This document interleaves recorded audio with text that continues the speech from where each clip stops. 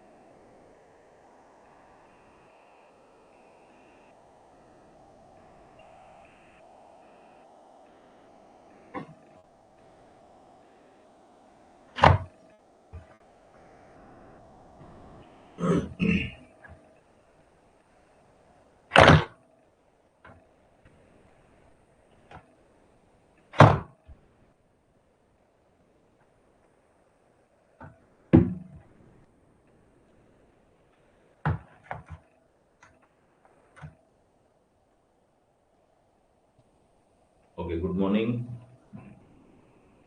So confirming my voice is my everything is fine. Yes. So I welcome you on this platform. Dear students, हम लोग जैसा कि मैंने आपको बताया है यूनिट 7 कल्चरल स्टडीज हमारी हो रही है। ठीक है, चलिए। सो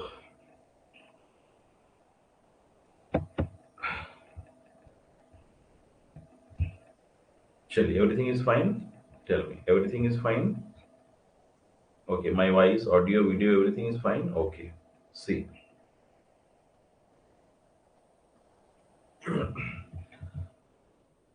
Uh, Here is the courses. Yes, okay. तो ये फैसिलिटीज आपको इस प्लेटफॉर्म पर मिलती हैं, है ना? Wow, nice, very nice. ठीक है, fine, it's fine. C,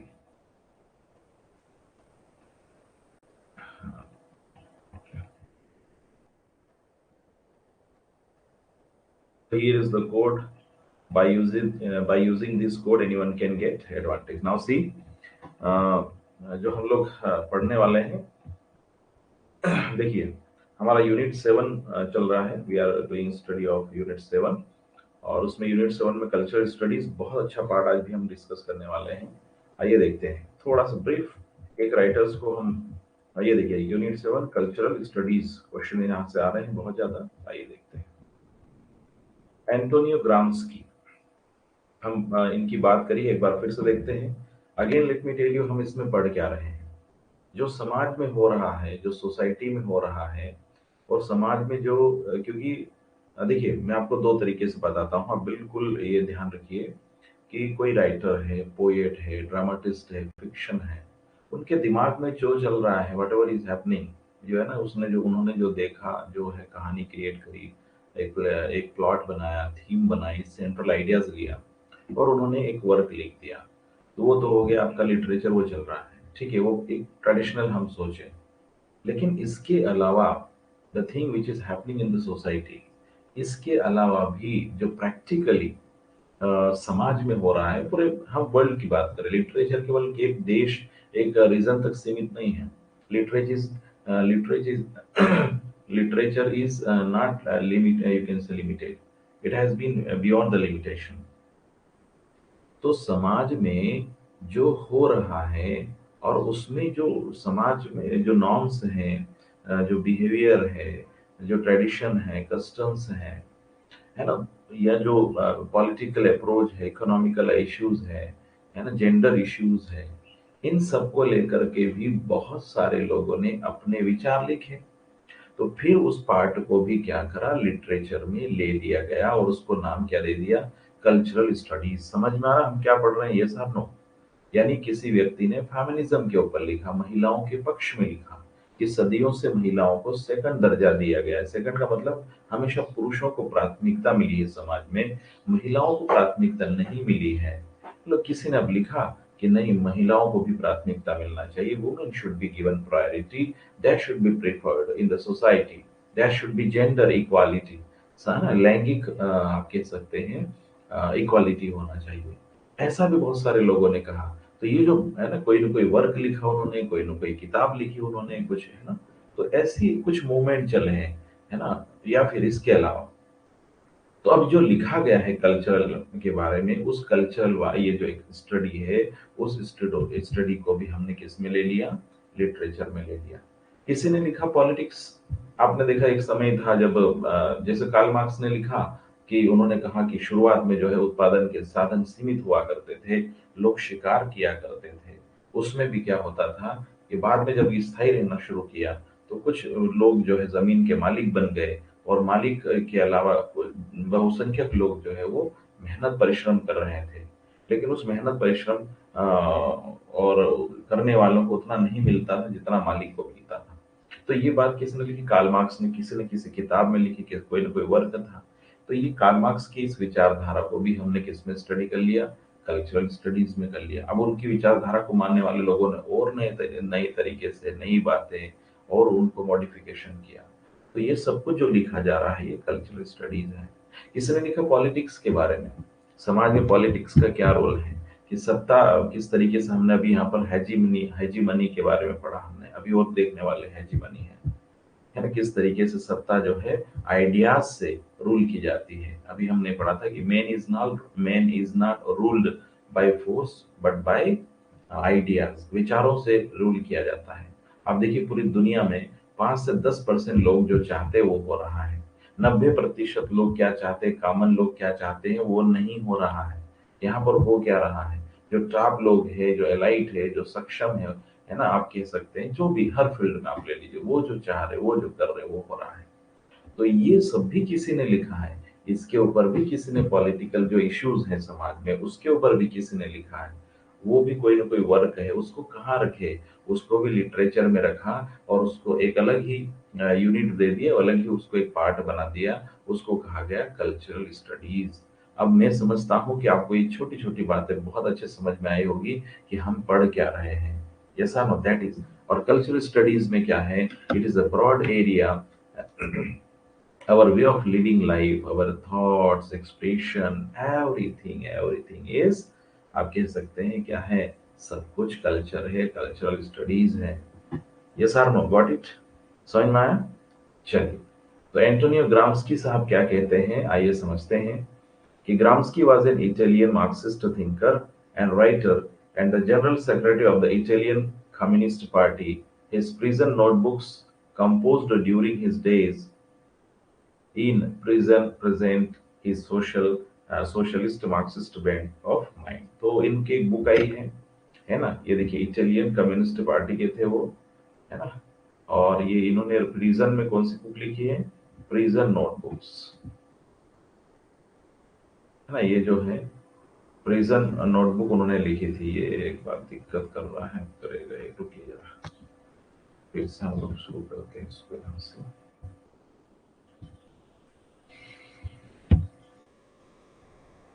wait,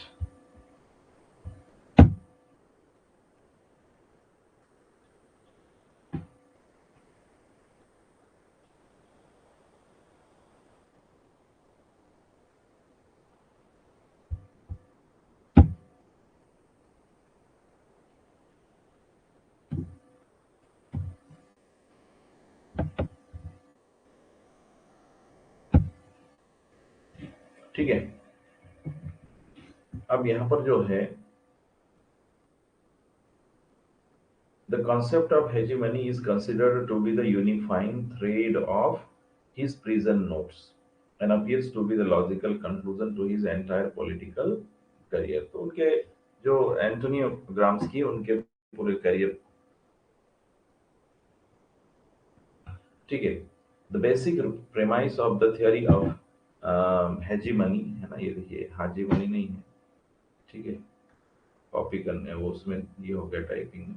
hegemony is that man is not ruled by force alone but by ideas। तो ये पार्ट जरूर आप याद रखें, आपको दे दिया जाएगा किसने कहा, who said this, किस है ना, ये सारा सब कुछ याद रखना है। चलिए, for Gramsci all men are intellectuals but not all men have in society the role of intellectuals।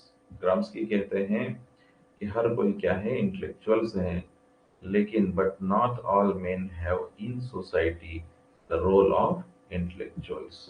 But not all men have in society the role of intellectual.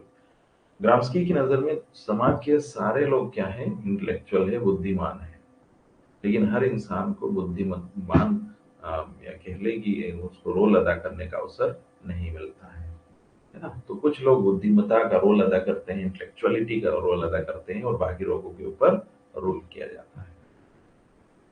Gramsci divides intellectuals into two main categories, the traditional intellectual and the organic intellectual, है ना। तो ये कुछ concept हैं, hegemony और ये सब हम देखते हैं, ये देखते हैं, ई कॉन्सेप्ट हम पढ़ने वाले हैं।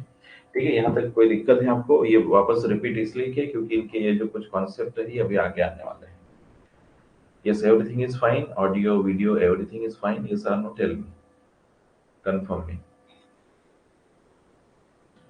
चलिए, हेजीमनी कॉन्सेप्ट को देखते हैं।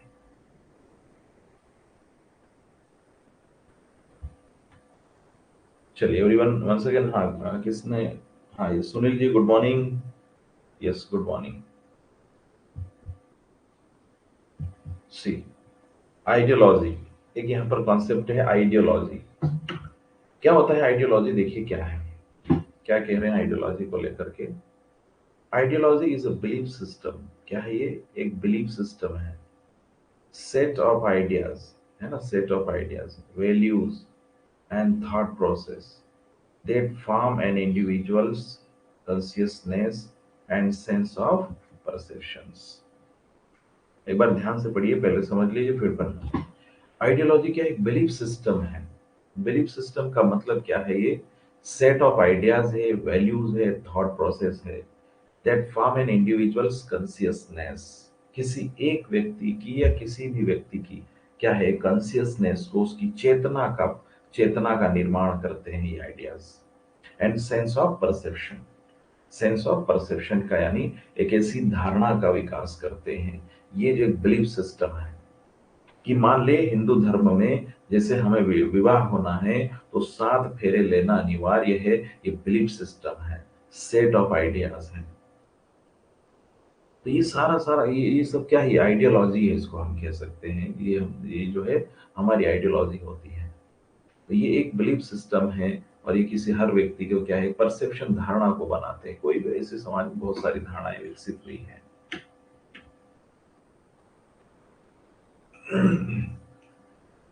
ठीक है, क्या टाइम चाहते हैं आप भाई Virendra?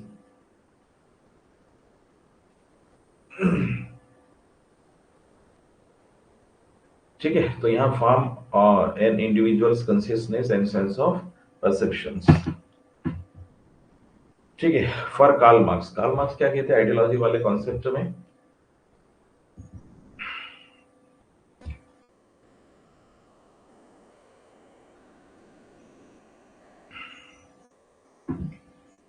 Ideology itself is the production of ideas. ये देखिए, आइडियोलॉजी क्या है? प्रोडक्शन ऑफ आइडियाज है, of conception, of consciousness, all that men say, है ना, men say imagine and conceive. All that men क्या करते हैं लोग, उस जिस जो बोलते हैं, जो इमेजिनेशन करते हैं और जो कंसीव करते हैं, वो सब क्या है? ये आइडियोलॉजी है, प्रोडक्शन ऑफ आइडियाज है।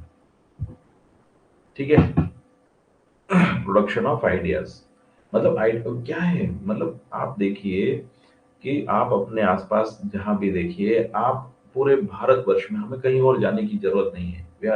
It is needless to go outside. In India, it is said that there are so many languages, there are so many, you can say, tradition of different areas, regions। हर क्षेत्र में भारत में इतनी विविधता है। क्या विविधता है? ये विविधता ही बिलीफ सिस्टम है। ये विविधता ही सेट ऑफ आइडियाज है, ये विविधता ही परसेप्शन है, ये विविधता ही कंसेप्शन ऑफ कॉन्शियसनेस है। समझ में आ रहा what I am going to tell you? समझिए, ये इमेजिनेशन है, ऐसा नो, ये सारा सब कुछ क्या है, ये बिलीफ सिस्टम है पूरे आइडियाज में। आप साउथ में जाएंगे वहां का अलग बिलीफ सिस्टम है, तो हर सब हिंदू या जो भी हिंदू धर्म है, या बहुत सारे लोग अपने और भी धर्म है ना? तो ये सब क्या है, ये बिलीफ सिस्टम है। तो यही ये वो कहना चाह रहे हैं कि जो मैं व्यक्ति बोलता है, कल्पना करता है, कंसीव करता है, ये सब जो क्या है, ये सेट ऑफ आइडियाज, यही पूरी क्या है, आइडियोलॉजी है। ये सब कुछ आइडियोलॉजी है। I hope you understand it. Viren ji, कौन सा टाइम चाहते हैं? टाइम मुश्किल है, इस मॉर्निंग का ही हो सकता है अभी तो फिलहाल में, लेकिन आपको कौन सा टाइम आप चाहिए बताइए थोड़ा सा। It includes things, it includes things such as polity. देखिए क्या क्या है आइडियोलॉजी में, क्या क्या शामिल हो रहा है। आइडियोलॉजी में क्या क्या शामिल हो रहा है, देखिए, पॉलिटिक्स, लॉज, मोरालिटी, रिलीजन, है ना, रिलीजन, रिलीजन एंड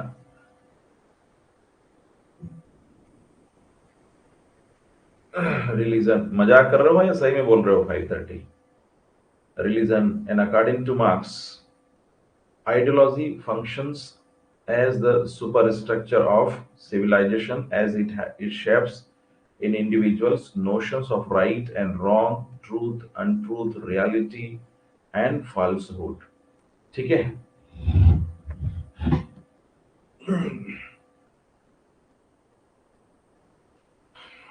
देखिए, ये जो पूरा ये जो है, आप इसमें देखिए, मुश्किल है ना? 7 o'clock ही अभी रहेगा। तो आप देखिए, अकॉर्डिंग टू मार्क्स, इसमें ये जितना भी जो पॉलिटिकल सिस्टम है, ये एक अलग ही बिलीफ चलता है ना। पूरा आप देखिए, अभी पूरे भारतवर्ष में हमने क्या है, लोकतांत्रिक प्रक्रिया को अपना लिया है। चुनाव होंगे अभी हमारे होने वाले बहुत सारे स्टेट में। ये पॉलिटिकल क्या है, ये सेट ऑफ आइडियाज है, हमने उसको अपना लिया, चाहे वो कॉन्स्टिट्यूशन के माध्यम से है।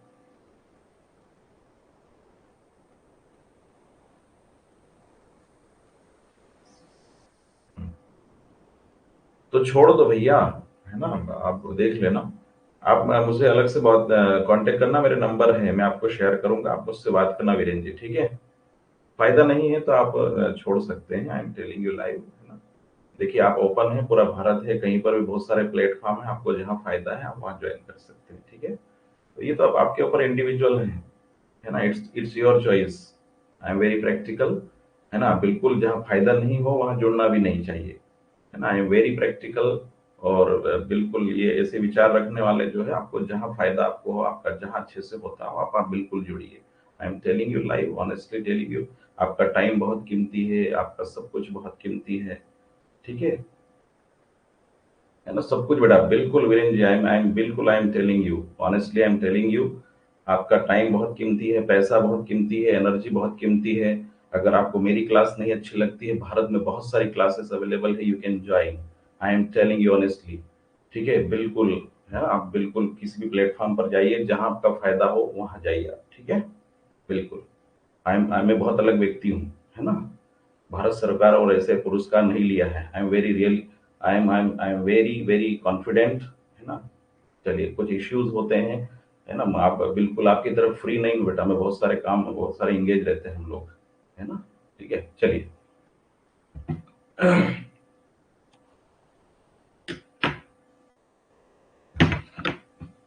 बिल्कुल, आपको आपका जहां अपने फायदे के लिए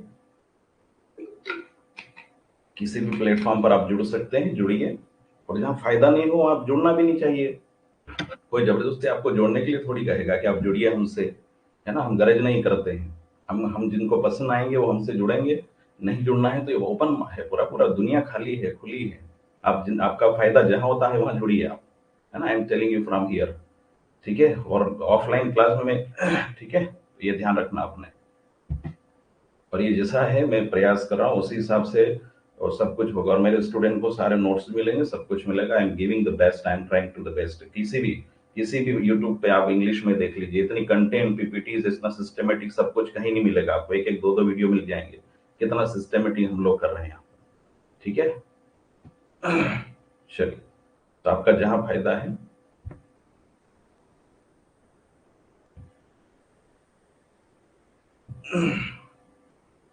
हम बात करते हैं वीरेंद्र जी, मैं आपको कांटेक्ट नंबर शेयर कर रहा हूँ। आपकी जो प्रॉब्लम है ना, थोड़ा सा आप मुझसे बात करें। मैं आपको लास्ट में कांटेक्ट नंबर दे दूंगा, उस पर अपन बात करते हैं, ठीक है। चलिए, चलिए अभी हम क्लास करते हैं, फिर बात करते हैं। ठीक है बेटा, तो आपका टाइमिंग का स्कूल वगैरह है क्या आपका? वीरेंद्र जी, स्कूल वगैरह है आपका?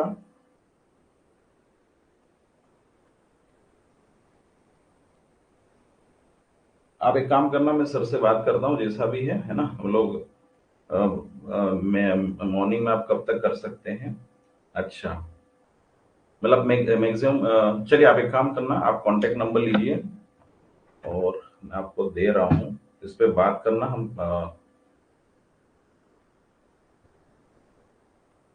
ठीक है, ये मेरा कांटेक्ट नंबर है, और इस पे लगाना, जो टाइम सूट कर सकता है हम लोग उस पर विचार करेंगे, है ना।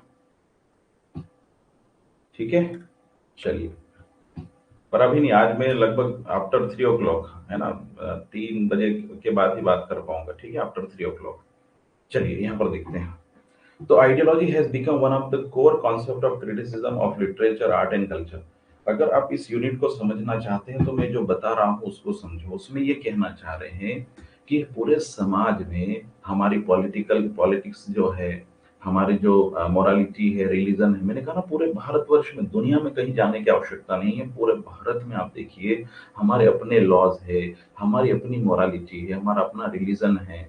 बहुत सारे रिलीजन है, बहुत सारे ट्रेडिशन है। हिंदू धर्म में भी बहुत सारे अलग अलग ट्रेडिशन, सबकी अपनी मान्यताएं हैं। आपके अपने एरिया में देख लीजिए, बहुत सारे अलग अलग लोग रहते हैं, सबकी अपनी बिलीफ सिस्टम है। ये सब क्या है? ये कल्चर का पार्ट है। और जब कोई व्यक्ति इसके बारे में लिखता है, कोई ना कोई तो कंटेंट लिखा है, तो जो लिखा है, उस लिखे हुए पार्ट को हम किस कैटेगरी में रखें? तो उस लिखे हुए पार्ट को हम जो है कल्चरल स्टडीज में, ठीक है, तो उसको हम कल्चरल स्टडीज वाले एरिया में रखते हैं, लिटरेचर सेक्शन में। समझ में आया? तो ये आइडियोलॉजी है कल्चरल पार्ट का, मैं आपको समझ सकते हैं। ठीक है, आगे देखते हैं। अब ये पावर की बात हो रही है, ये भी कल्चर का पार्ट है। The history of human existence is the history of power struggle. ये देखिए कितना, मतलब ये देखिए कितनी बड़ी बात कह रहे हैं। ये आपको लिटरेचर सिखाता क्या है? The history of human existence is the history of power struggle.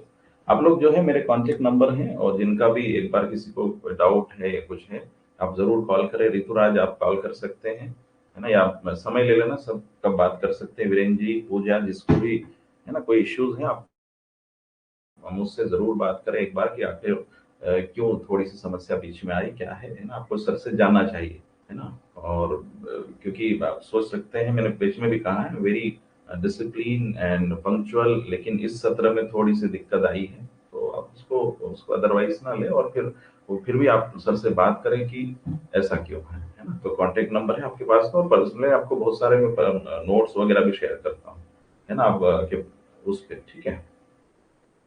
The history of human existence is the history of power struggle. ये देखिए कितनी बड़ी बात है, ये कल्चर का है। हिस्ट्री ऑफ ह्यूमन एग्जिस्टेंस यानी जो मानव का जो अस्तित्व है, वो एक्चुअल में क्या है? पावर स्ट्रगल है। आप देखिए पूरी दुनिया में, शायद आप लोग न्यूज़पेपर पढ़ते होंगे अभी, कल या परसों, डे आफ्टर टुमारो, आप देखिए हमास और इसराइल के बीच में क्या चल रहा है, पता चला आप लोगों को? ये सामने, you are aware of not?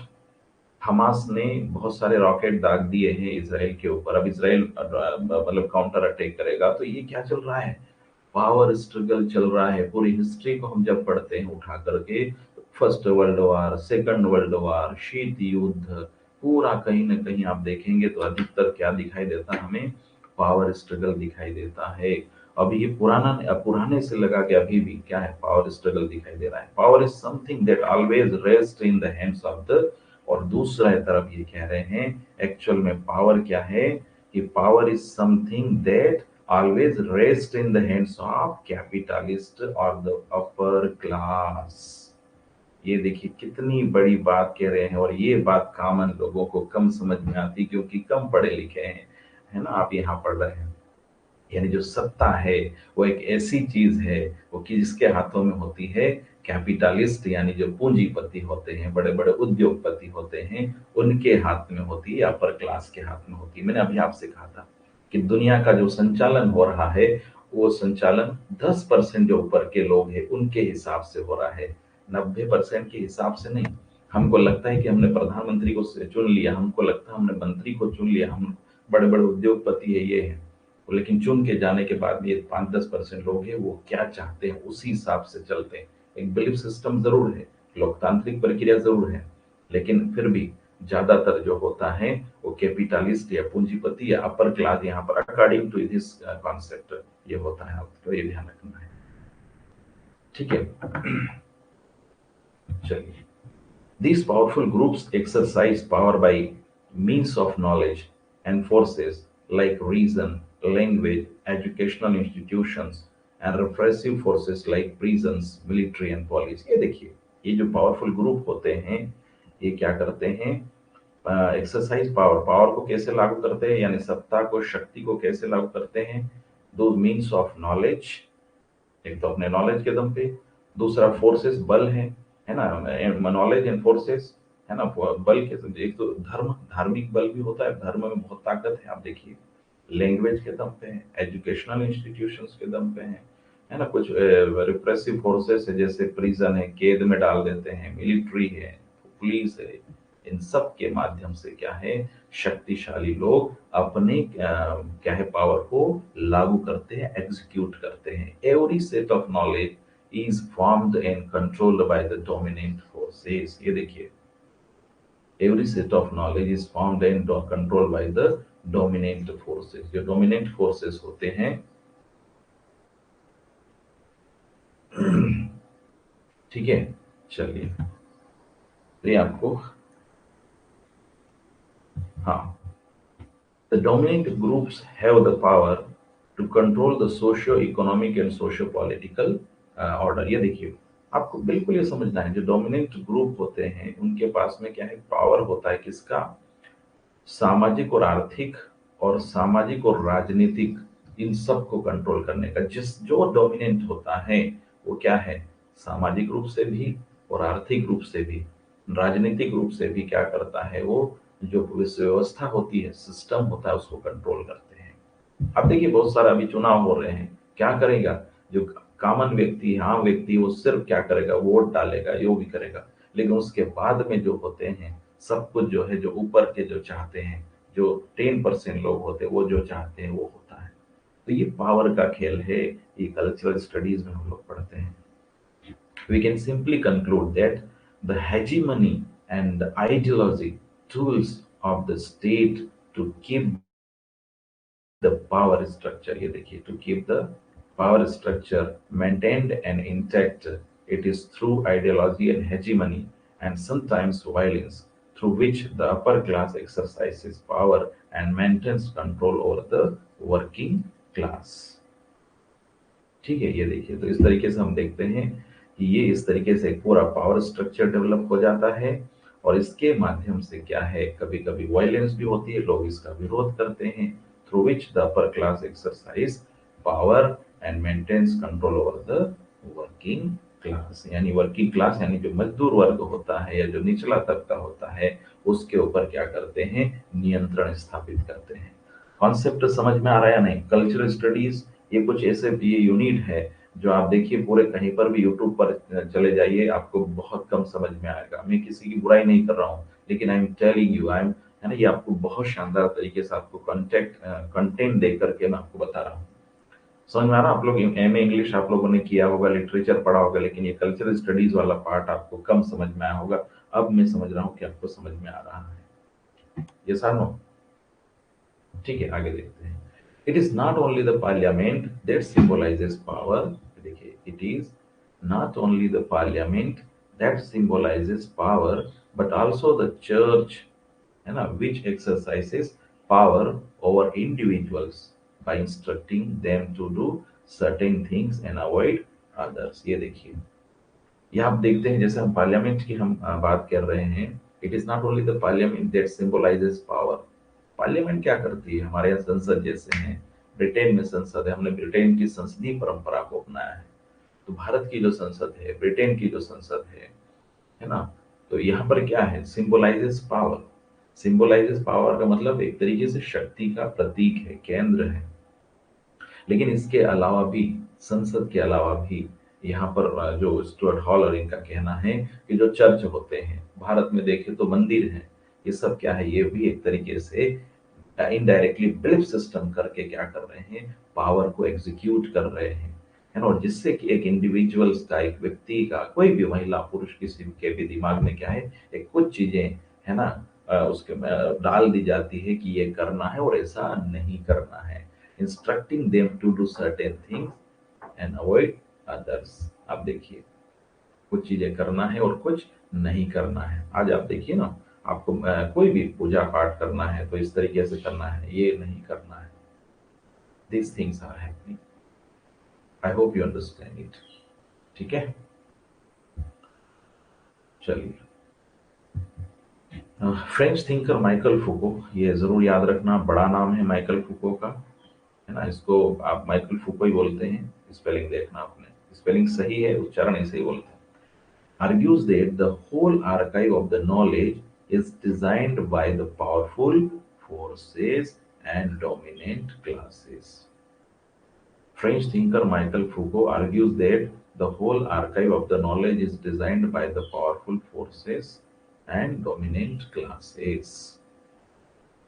यानी जो पूरा पूरा है ना, जो नॉलेज है, पूरा जो नॉलेज का एक समंदर कह लो, आर्काइव है ना, जो ज्ञान का जो पुंज है ना, वो किसके द्वारा डिजाइन किया जाता है, पावरफुल फोर्सेस के द्वारा डिजाइन किया जाता है, डोमिनेंट क्लासेस के ग्रुप के द्वारा डिजाइन किया जाता है। आज जो नॉलेज हम पढ़ रहे हैं, अब नई शिक्षा नीति हमारे देश में लागू हुई है ना, गवर्नमेंट ने जरूर आम लोगों से, जनता से भी राय ली, लेकिन आपको भी नहीं पता होगा कि आपसे राय ली गई और आपने राय दी, यानी आपसे सजेशंस लिए गए थे न्यू एजुकेशन पॉलिसी के ऊपर। लेकिन फिर भी जो बैठे हैं, है ना, जो एडमिनिस्ट्रेशन में बैठे हैं, पॉलिटिकली जो बैठे हुए हैं, या जिनका एक कमिटी बना दी गई, उन्होंने जो डिसाइड कर दिया कि ये एजुकेशन पॉलिसी होना चाहिए, तो है ना, डिसाइड कितने लोगों ने किया, जो वहां पर बैठे हुए हैं, गिनती के मतलब 1% 2% लोग मान लीजिए, जैसा भी है, लेकिन वो उन्होंने जैसे न्यू एजुकेशन पॉलिसी हमारी ये रहेगी, उसको एग्जीक्यूट कर रहा है। कहने का मतलब जो पावरफुल फोर्सेस होती है, डोमिनेंट क्लास होती है,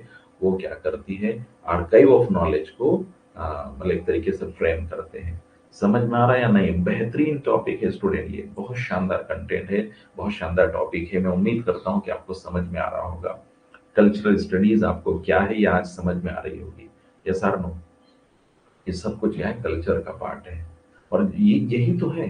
केवल किसी के जैसे किसी ने कल्पना करी लिख दिया, वो वहां तक लिटरेचर सीमित नहीं है। एक्चुअल में समाज में क्या बिलीफ सिस्टम है, समाज में क्या हो रहा है, that is also part of cultural studies. अब देखिए, हेजीमनी, एक कॉन्सेप्ट और है hegemony.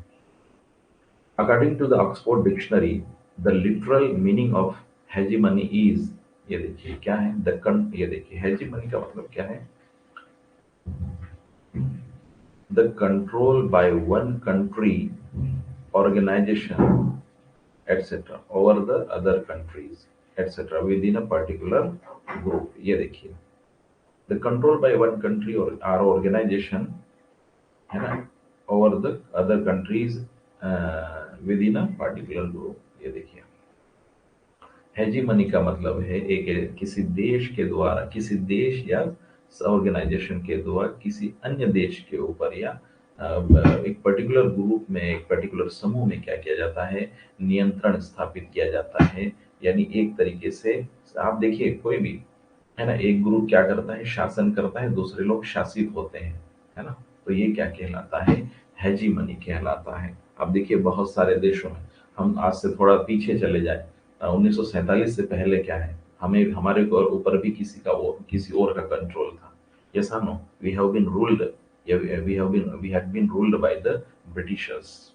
I hope you understand it. ठीक है, आपको हर चीज, आपको इतिहास के फैक्ट ले लीजिए, मैं आपको प्रयास करता हूँ प्रैक्टिकली जो फैक्ट है वो सब देख करके आपको एग्जाम्पल बता रहा हूँ। ये हेजीमनी है, सीधा सा मतलब है the control by one country, यानी जो ब्रिटेन के द्वारा भारत के ऊपर कंट्रोल किया गया, ये क्या था, ये पावर फोर्स था, है ना, यानी ये पॉलिटिकल फोर्स था, पावरफुल फोर्सेस थी, इसी को हेजीमनी कहते हैं कि एक देश दूसरे देश के ऊपर कंट्रोल कर रहा है। ठीक है। The Marxist analysis of how the capitalist class establishes its control was originally developed by Antonio Gramsci. ये देखिए, the Marxist analysis of how the capitalist class establishes its control was originally, ये देखिए, ये मार्क्सिस्ट जो thinker हैं जिन्होंने ये analysis किया क्या कि how the capitalist class established it's control, मतलब ये जो कॉन्सेप्ट डेवलप किया था कि किस तरीके से कैपिटलिस्ट ने, पूंजीपतियों ने आप ये कह सकते हैं कंट्रोल को निर्मित किया। यानी जो उन्होंने पूरे दुनिया में कैपिटलिस्ट यानी जो 2%, 3%, 5% लोग हैं, उन्होंने किस प्रकार से पूरी दुनिया में कंट्रोल को स्थापित किया। How the capitalist class establishes it's control, ये एक्चुअल में ये कॉन्सेप्ट डेवलप किया गया था एंटोनियो ग्राम्स्की के द्वारा। ये कॉन्सेप्ट डेवलप किया गया था एंटोनियो ग्राम्स्की के द्वारा। समझ में आ रहा? आपको ये बिल्कुल फैक्ट सारे याद रखना है। ठीक है, चलिए आगे देखते हैं। But later the concept was extensively used by other Marxist thinker like Louis Althusser, है ना। ये देखिए, इसके अलावा हालांकि ये कॉन्सेप्ट जो है बाद में लुइस अल्थुसर है, even bye many post-colonial thinkers like Said and Spivak। ये देखिए Spivak, है ना। ये सारे कॉन्सेप्ट इनके द्वारा भी दिए गए हैं। Marxist thinkers like Louis Althusser, even by many post-colonial thinkers like Said and Spivak। ठीक है। Cultural hegemony is simply a form of domination of the masses। ये देखिए कल्चरल, ये क्या है? ये cultural hegemony is simply a form of domination, है ना। एक डोमिनेशन का फॉर्म है, प्रकार है, ऑफ द मासेस यानी जो बिल्कुल बड़ी संख्या में, by the ruling class through direct manipulation and control of their culture. ठीक है, तो यही बातें मैंने सारी आपको समझा दी है। Masses by the ruling class, ruling class कौन है? वही जो पावर में है, through direct manipulation and control of their culture. ठीक है।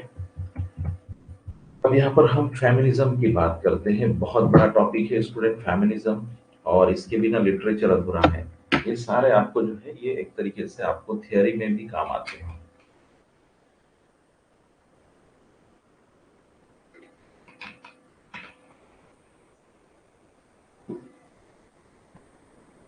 चलिए अब हम देखते हैं फेमिनिज्म में।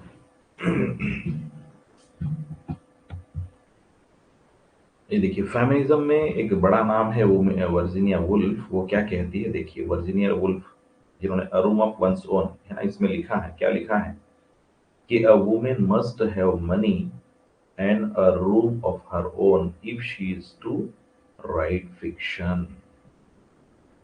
अ woman must have money and a room of her own if she is to write fiction. ये देखिए,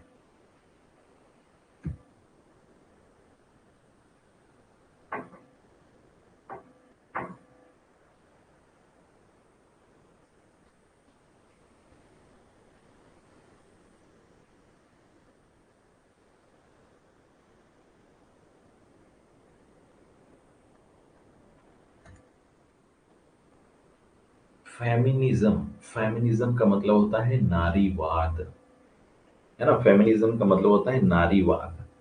नारीवाद का मतलब हम ये कह सकते हैं कि नारियों के पक्ष में बात करना। जो फेमिनाइन है, फेमिनाइन है, जो फीमेल है, उसके पक्ष में बात करना।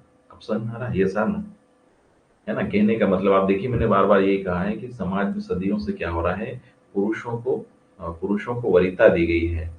कई मामलों में महिलाओं को पीछे कर दिया जाता है, तो उसका पक्ष लेना वो कहते हैं। यहाँ पर वर्जीनिया वुल्फ भी यही कह रही है कि यदि किसी महिला को फिक्शन लिखना है तो उसको क्या, उसके पास में अपना पैसा होना चाहिए और उसका अपना खुद का रूम होना चाहिए।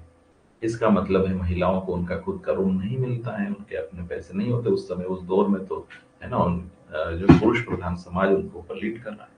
तो ये नारीवाद की बात करता है। आगे देखते हैं। फेमिनिज्म इज कॉमनली बिलीव्ड ये देखिए, feminism is commonly believed as a struggle for equality, ये देखिए, है के लिए equality against the biased and unequal, है ना, ये social order, unequal social order which marginalizes and dominates women because of their physical differences with men। ये देखिए, ये फेमिनिज्म का मतलब क्या है? ये एक तरीके से ये सीधी सीधी बात ये है, ये स्ट्रगल फॉर इक्वालिटी अगेंस्ट, मतलब ये क्या है, एक तरीके से एकता की बात करता है। एकता की बात करता है किसके विरुद्ध? बायस्ड और unequal social order. Biased and unequal का मतलब है जिस समाज में क्या है, कहीं ना कहीं अनइक्वालिटी है, समाज पहले से ही बायस्ड है महिलाओं के प्रति, कि महिलाएं पुरुषों के बराबर नहीं होती है, सक्षम नहीं होती है सब। इसके विरुद्ध क्या एक संघर्ष है, विच मार्जिनलाइजेस, और ये जो विच मतलब ये जो अनइक्वालिटी है ना, ये जो बायस्डनेस है, ये क्या करता है, महिलाओं को मार्जिनलाइज करता है, महिलाओं को कम आंकता है, because of their physical differences with the man. सिर्फ एक कारण उसका है कि मनुष्य जो पुरुष है, उस पुरुष के अतिरिक्त महिलाओं का जो फिजिकल अपीयरेंस होता है वो अलग होता है। The man has always been seen as a symbol of power, है ना, ये देखिए, जो व्यक्ति होता है, पुरुष होता है, वो क्या है, ये वो सिंबल ऑफ पावर होता है, while women are projected as an object weak, ये देखिए, passive and field with leg, ये देखिए, जबकि महिलाओं को क्या समझा जाता है, पुरुष को क्या है ना, पावर का सिंबल कहा माना जाता है, समझा जाता है। लेकिन जो आप देख सकते हैं यहाँ पर, जो महिलाएं हैं उनको केवल और केवल क्या है, ऑब्जेक्ट वीक, यानी महिलाओं को कमजोर आंका जाता है, इनएक्टिव माना जाता है, और ये लेक यानी बहुत सारी कमियों से भरी हुई है ना, बहुत सारी स्किलफुल नहीं है। तो कुल मिला के यहाँ पर ये पूरी बात कह रहे हैं वो महिलाओं के नेगेटिव है, तो उसी के विरुद्ध बोलना, इन सब नेगेटिव बातें जो महिलाओं की, इनके विरुद्ध बोलना फेमिनिज्म है। ठीक है।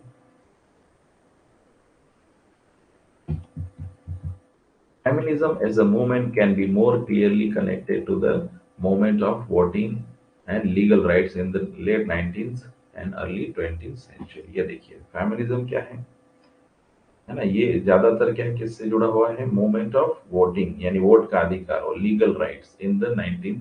आज देखिए, महिलाओं को शुरू में आप देख सकते हैं, महिलाओं को शुरू में वोट का अधिकार नहीं था। हाँ, ये नो, है ना, they can not exercise their vote, yes और no, they can not exercise their vote, got it, है ना। और उसके बाद में आप देखिए लीगल राइट्स, उनको बहुत सारे लीगल राइट्स नहीं थे, पेरेंट्स की प्रॉपर्टी में हक नहीं मिलता था in the late 19th and early 20th century. तो ये जो सारी बातें हैं, ये फेमिनिज्म की बात हो रही है।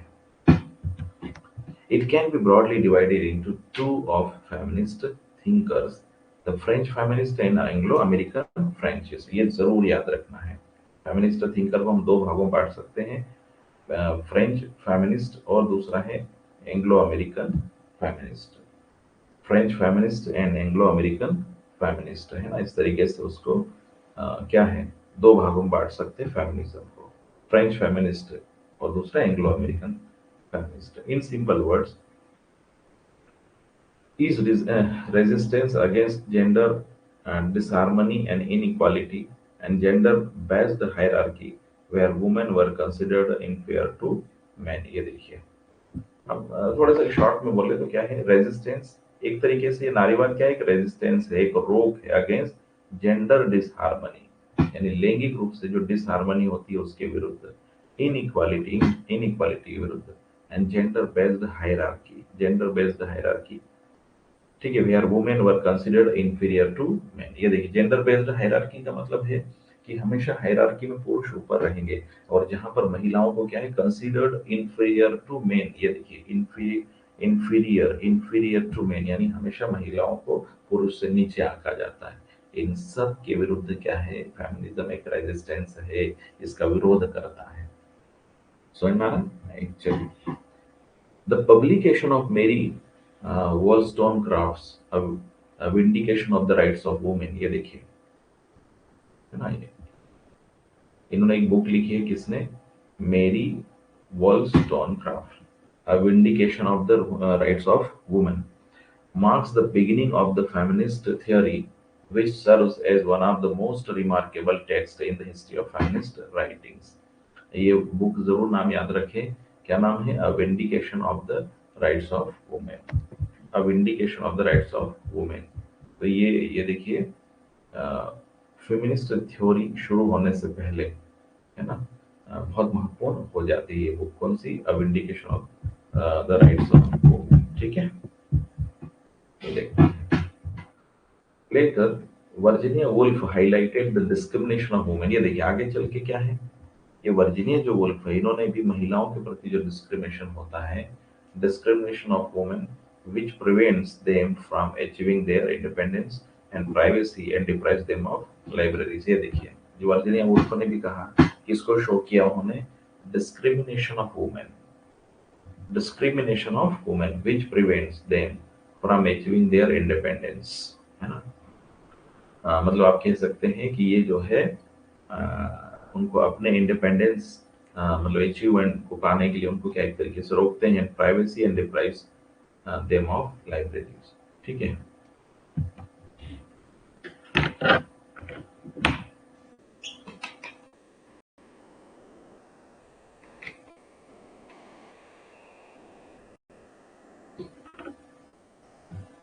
Woolf ask a pertinent question. क्या पूछती है Woolf? Why should men drink wine and women water. ये देखिए, वर्जीनिया वुल्फ के बारे में कहा जाता है कि इन्होंने लिखा ना, जो भी लिखने के लिए क्या है ना, इनके लिए अपना सेपरेट रूम होता था। और बड़ी बातें कि महिला जो मेन है वो ड्रिंक करेगा वाइन और महिलाएं केवल पानी पिएगी, ऐसा क्यों? दोनों ड्रिंक क्यों नहीं कर सकते? मतलब है ना, ये वेस्टर्न चूंकि हमारे राइटर है तो ऐसी सोच रखते हैं, यानी बराबर होना चाहिए। महिलाओं को रोका जाता है, पुरुष को कोई नहीं रोकता टोकता है। This question is self explanatory as it highlights the discrimination that women were facing since time immemorial. यानी अनंत समय से, है ना, आप देख सकते हैं कि महिलाएं क्या हो रहा है, डिस्क्रिमिनेशन को सहन करती आ रही है। ठीक है, चलिए आगे देखते हैं। Many women rights adopted male names. ये देखिए कितनी बड़ी बात है, महिलाओं को many women writers adopted male names और रोड अंडर स्यूडोनिम्स। स्यूडोनिम्स ये देखिए, फॉर टू रीजंस। मतलब आप यहाँ पर देखिए, बहुत सारी महिला राइटर्स है, उन्होंने या तो अपना क्या है मेल नाम एक एडॉप्ट कर लिया था, और दूसरा ये था स्यूडोनिम। स्यूडोनिम्स का मतलब है अपना रियल नाम ना लिख के कुछ और नाम लिख दिया, है ना। जैसे किसी का नाम दिनेश है लेकिन उनको लिखना है किताब तो राज के नाम से लिख दिया। समझ में आ रहा है ये सब? ठीक है, ये सब तो ये क्या है, एडॉप्ट किया इन्होंने। Many women writers adopted male names or wrote under pseudonyms for the two reasons. तो पहला रीजन तो ये है कि दे वांटेड, ये देखिए, they wanted their work to get published, and second, their work should not be judged on the basis of their gender। ठीक है, तो ये दो रीजन है। They wanted their work to get published. पहली बात तो ये है कि महिलाएं मेल नाम से लिखेगी तो ये है कि उनका जो पब्लिकेशन है, उनकी पुस्तक का क्या होगा, पब्लिकेशन होगा। इसका एक चीज समझ में आती है कि यदि महिला अपने नाम से लिखती है तो शायद पब्लिकेशन ना मिले। दूसरा, their work should not be judged on the basis of their gender. दूसरा ये है कि उनका जो भी वर्क है, उन्होंने जो भी साहित्य लिखा है, लिटरेचर, पोएट्री, ड्रामा, फिक्शन, उसको क्या है, जेंडर के आधार पर जज नहीं करना चाहिए, है ना। तो इसलिए वो जो है उस दौर में उन्होंने इस तरीके से लिखा करते थे। Second wave of feminism. ये तो पहला फेमिनिज्म का वेव था, अलग अलग वेव आई है। तो अब second wave of feminism discuss the representation of women in literature and art. ये देखिए, representation of women in literature and art. While Marxist feminism questions the socio-economic condition of the women and scrutinies women's oppression and suppression from the Marxist point of view. ठीक है,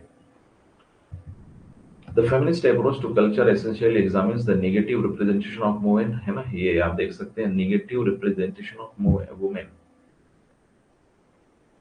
sorry, through television, art, literature, and advertisement, and also economic and physical exploitation of women. अब देखिए आप हर जगह पर क्या है ना कहीं वुमेन को सेकंड, हालांकि अब दौर बदला है, ये पुराने दौर की सेकंड वेव की उस समय की बातें हैं, अभी दौर बदला है, महिलाएं अपना परचम हर फील्ड में फहरा रही है. Constantly question the economic position of women in their household and professional space, and they believe that the one of the major reasons for women's operation is the exploitation. है ना, ये थोड़ा सा देख लेना, ये क्या पूरा है, ये exploitation of women labor. यहाँ पर आप देख सकते हैं, they constantly question the economic position of women. महिलाओं की इकोनॉमिक पोजीशन आप देखिए, महिलाएं पूरी जिंदगी भर घर में यदि है मान ले और खाना बनाना पड़ रहा है, तो सुबह शाम दोपहर 10 लोगों का खाना, 10 प्रकार की सब्जी, अलग अलग सब्जी सबकी पसंद है ना, लेकिन उनको उनका क्या है, महिलाओं को उनका पारिश्रमिक नहीं मिलता है. महिलाएं घर में हाउस होल्ड में काम कर रही है, प्रोफेशनली उनको स्पेस नहीं मिलता. कई बार महिला यदि मान ले जॉब करने के लिए गई है और वापस आएगी तो आके काम भी करेगी, घर के भी सारे काम करेगी. ठीक है, तो आप देखिए यहाँ पर, and they believe that one of the major reasons for women's operation is the exploitation of women labour, यानी महिलाओं का जो श्रम है उसका क्या हो रहा है, एक तरीके से एक्सप्लॉयटेशन हो रहा है, which most of the time go, ये देखिए, अनरिकॉग्नाइज्ड एंड अनपेड. ये देखिए मैंने अभी आपसे कहा ना, महिलाएं जो काम करे उनको उनको पहचान नहीं मिलता, दूसरा अनपेड है, उनको पैसा भी नहीं मिलता उसका. This labor is often not counted as labor but categorized as her duty towards the family. और ये जो मेहनत करती है महिला निस्वार्थ भाव से, आपकी मम्मी हो सकती है, आपकी बहन हो सकती है, आपकी दादी हो सकती है, आपकी मौसी बुआ कोई भी हो सकती है, महिलाओं में ये जो काम करते हैं, ये क्या है, अनपेड होता है, ज्यादातर कोई पेड नहीं करता है, सोचिए, और वो भी दिल से करते हैं. तो अगला हमारा जो है उसमें है मेरी वॉल्टर, क्या, मेरी वॉलस्टोनक्राफ्ट. ठीक है, देखिए क्या कहता है 1659 से 1697 में. Wollstonecraft was a prolific feminist critic and philosopher who gained her popularity with the publication of ये देखिए, ये इनका जो वर्क है थोड़ी देर पहले भी हमने देखा, A Vindication of the Rights of Women in 1792. Mary Shelley was the daughter of Mary Walters, ये देखिए, वॉलस्टोनक्राफ्ट एंड विलियम गॉडविन, इनके पेरेंट्स का नाम है ये. ठीक है, तो ये मेरी वॉलस्टोनक्राफ्ट, ये सब कुछ देखा हमने. एक बार क्विक रीजन मतलब आपको मैं देख लेते हैं 2 मिनट और फिर हम लोग आज की क्लास एंड करेंगे. ठीक है, तो बहुत सारे कॉन्सेप्ट हमने पढ़े आज. ये देखिए आइडियोलॉजी, ये क्या, एक तरीके से बिलीफ सिस्टम है. पावर में हमने देखा कि जो डोमिनेंट फोर्स होता है वो लीड करता है, वो रूल्स रेगुलेशन लागू करता है, हमने इसमें देखा. उसके बाद में आप देख सकते हैं. ठीक है, चलिए, तो आई होप यू अंडरस्टैंड, और इसको रिवीजन करना. हेजीमनी क्या है, the control by one country और organisation over the other countries within a particular group, है ना, तो ये ध्यान रखना. फेमिनिज्म और ये सब. ठीक है, तो थोड़ा बहुत समझ में आया, यस और no? I hope you understand it everyone. चलिए, तो मेरी वॉल्टन, ये वॉलस्टोन क्रॉफ्ट, इनका कुछ कंटेंट और बचा है, कल हम इनको शुरू करेंगे, देखेंगे. ठीक है, चलिए, तो आज के लिए इतना काफी है. Thank you very much, wish you all the best.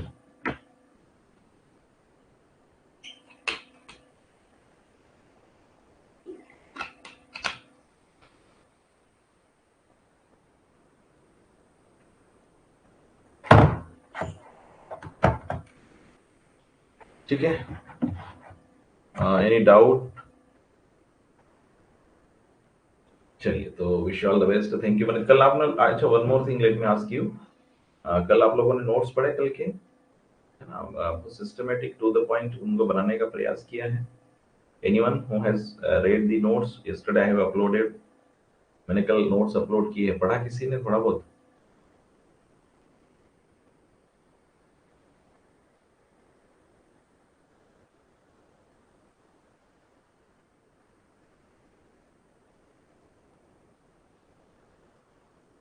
Okay, है ना, रीड इट, बिल्कुल, है ना, आप इसको ज़रूर पढ़ें।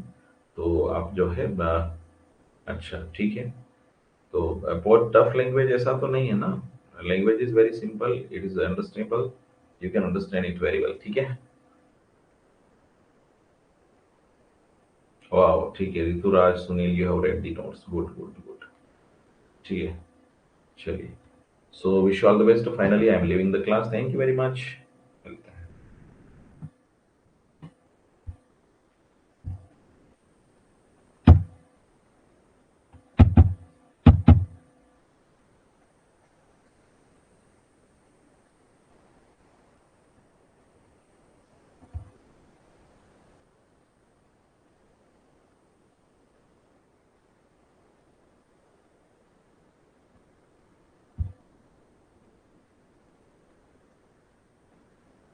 Okay, thank you very much everyone, है ना? ठीक है, wish you all the best.